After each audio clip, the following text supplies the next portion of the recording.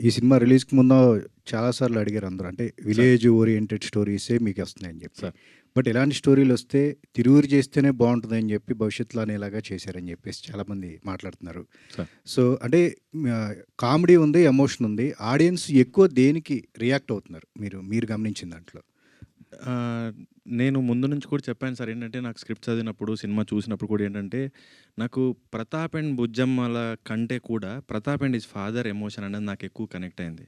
Maybe నేను నా ఫాదర్‌తో real లైఫ్‌లో ఎక్కువ కనెక్ట్ అయ్యి ఉండడం కూడా అయ్యుండొచ్చు.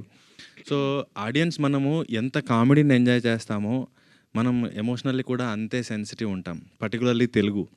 మనం ఒక ప్రేమిస్తే వస్తే ఎళ్ళిపోయి ఏడుస్తాం. ఒక సైరాట్ వస్తే ఇక్కడ ఆడుతది. అలాగే ఎమోషన్ అది గర్ల్ ఫ్రెండ్, బాయ్ ఫ్రెండ్ అవ్వచ్చు, అమ్మ, నాన్న అవ్వచ్చు, అది ఏ విధంగా ఫ్రెండ్స్ మధ్య అవ్వచ్చు, అక్క తమ్ముడుల మధ్య, అన్నా చెల్లెల మధ్య ఎక్కడొచ్చినా కూడా మనం ఎమోషనల్లీ అంతే కనెక్ట్ అవుతాం కాబట్టి, ఈ సినిమాలో నేను గమనించింది కూడా ఏంటంటే, లాస్ట్‌లో ఈ అమ్మాయి అది క్రికెట్ కిట్‌తో వచ్చి పడుకుంటే నాకే అనిపించింది. అది టచ్ అయిపోయింది. ఇంక చాలు అదొక్కటి చాలు సినిమా మొత్తానికి అనిపించింది నాకు.